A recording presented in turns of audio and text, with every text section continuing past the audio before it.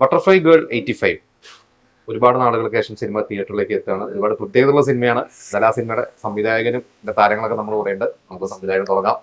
ഷനടാ, അങ്ങനെ സിനിമ എന്താ കുറെ അവാർഡുകളൊക്കെ വരി കൂട്ടി ഇപ്പൊ സിനിമ പ്രേക്ഷകരിലേക്ക് എത്തുകയാണ്. അതെ, മാർച്ച് 6 സിനിമ തിയേറ്ററിലേക്ക് എത്തുകയാണ്.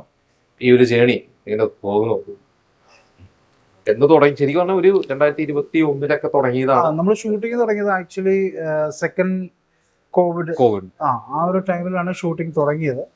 അതിനുശേഷം പിന്നീട് ഒരു ബ്രേക്കിന് ശേഷമാണ് ബാക്കി ഷെഡ്യൂൾസ് ഒക്കെ നമ്മൾ ചെയ്തത്. കാരണം ആ സമയത്ത് പിന്നെ ഷൂട്ടിംഗ് തീരെ അലൗഡ് അല്ലായിരുന്നു. അപ്പോൾ നമ്മൾ ഒരു ഷെഡ്യൂൾ സെപ്പറേറ്റ് ആണ് ചെയ്തത്, തിരുപ്പൂർ ഷെഡ്യൂൾ ചെയ്തത്. പിന്നീട് കൊച്ചി ഷെഡ്യൂൾ ബാക്കി കണ്ടിന്യൂ ചെയ്യുകയും ചെയ്തു. പല സമയങ്ങളിലായിട്ടാണ് ബുദ്ധിപരമായിട്ടാണ് ചെയ്തത്. കാരണം ആ സമയത്ത് നമുക്ക് പ്രോപ്പർ ഒരു ഷൂട്ടിംഗ് രീതി നമുക്ക് അവലംബിക്കാൻ പറ്റില്ല. കുറെ റെസ്ട്രിക്ഷൻസ് ഉണ്ടായിരുന്നു.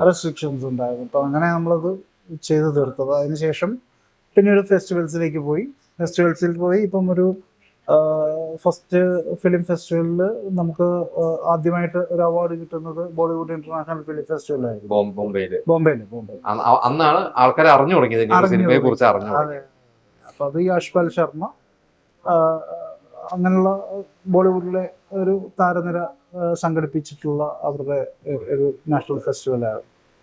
അപ്പൊ അതിൽ നമുക്ക് ബെസ്റ്റ് സെക്കൻഡ് ഫിലിമും ബെസ്റ്റ് ആക്ട്രസും 2 അവാർഡ്സാണ് കിട്ടിയത്. അന്ന് തുടങ്ങിയ നമുക്ക് അവാർഡിന്റെ ഒരു നമുക്കൊരു 48 അവാർഡ്സോളം സിനിമയ്ക്ക് നേടി തന്നിട്ടുണ്ട്. അത് ദേശീയമായിട്ടും അന്തർദേശീയമായിട്ടും ഉള്ള അവാർഡുകൾ സിനിമയ്ക്ക് കിട്ടി. പക്ഷെ ഇതൊരു അവാർഡ് സിനിമയല്ല കേട്ടോ.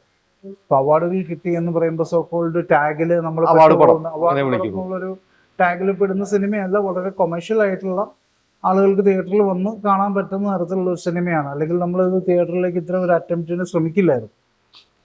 പാട്ടുകളുള്ള സ്പീഡിൽ കഥ പറഞ്ഞു പോകുന്ന രീതിയിലുള്ള ഇന്നത്തെ ഒരു കാലഘട്ടത്തിന് പ്രസക്തമായിട്ടുള്ള സോഷ്യൽ മീഡിയയും അതിന്റെ ഇൻഫ്ലുവൻസും ഒക്കെ പ്രമേയമായിട്ട് വരുന്ന ഒരു സിനിമയാണ്.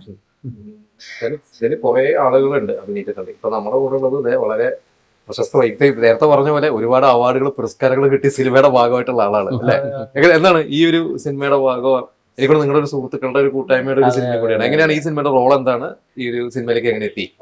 ഇതില് ഞാൻ ഈ പറഞ്ഞ നായികയെ സപ്പോർട്ട് ചെയ്യുന്ന ഒരു ക്യാരക്ടർ, നായികക്ക് അനുകൂലമായിട്ട് നിൽക്കുന്ന ഒരു ക്യാരക്ടറാണ്. പിന്നെ എല്ലാവർക്കും അവരവരുടേതായ പേരാണ് ഈ പടത്തില്. അങ്ങനെ അവരവരുടെ സ്വന്തം പേരാണ്. എന്റെ പേരെവിടെയും പറയുന്നില്ലെങ്കിൽ പോലും ഷിൻസ് എന്നുള്ളത് തന്നെയാണ്. അപ്പൊ അതില് എന്താ പറയാ, ഇതിലൊരു മറ്റേ സ്ക്രാപ്പൊക്കെ ഡീൽ ചെയ്യുന്ന ഒരു അതിൻ്റെ ഒരു ഓണർ ക്യാരക്ടറായിട്ടാണ് ചെയ്യുന്നത്.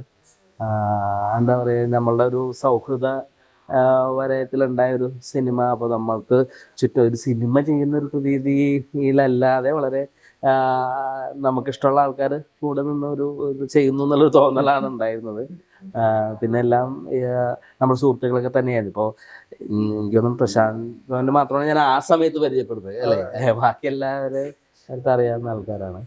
അപ്പോൾ പിന്നെ എന്താ പറയുക, ഇത് അധികം വേറെ താരനിരകളൊന്നും ഇല്ലാത്തൊരു ചെറിയൊരു ചിത്രമാണ്.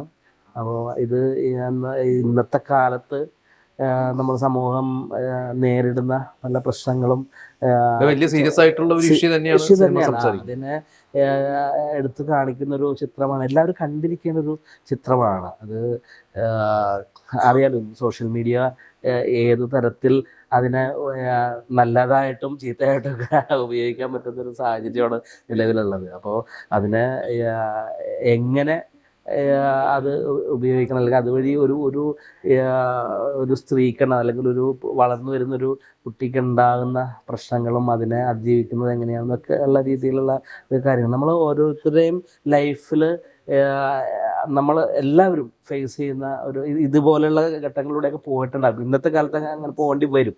അപ്പം അതുകൊണ്ട് ഇത് എല്ലാവരും കണ്ടിരിക്കേണ്ട ഒരു ചിത്രമാണ്. എനിക്കും അങ്ങനെ സർക്കാരും ഇത് അറിഞ്ഞിട്ടാണ് ഇതിന്റെ ടാക്സ് ഒക്കെ കുറച്ചിട്ടൊക്കെയാണ് ഇത് തിയേറ്ററിൽ അങ്ങനെ ഇനിഷ്യേറ്റീവ് എടുത്തിട്ട് ഇപ്പം ഇത് ആളുകളിലേക്ക് കൂടുതൽ എത്തേണ്ട സിനിമയാണ് എന്നുള്ളത്. അതെങ്ങനെ അവരെ കൺവിൻസ് ചെയ്യിപ്പിക്കാൻ പറ്റി? നമ്മളിങ്ങനെ ഒരു സാധ്യതയെ പറ്റി ആലോചിച്ചിട്ടുണ്ട്. ആലോചിച്ച് നമ്മളൊരു പ്രപ്പോസൽ കൊടുത്തു. അത് പെട്ടെന്ന് തന്നെ അവര് അപ്രൂവ് അവര് സിനിമ കണ്ടിട്ട് തന്നെ ഇനീഷ്യൽ സിനിമ അത് അത് ആരാണ് ഞാൻ ചോദിച്ചത് സെൻസർ ബോർഡിൽ അങ്ങനെ ആരാണ് KSFTC KSFTC കണ്ടിട്ട് പിന്നെ ഗവൺമെന്റ് തലത്തിലും ഉണ്ട് ഉണ്ട്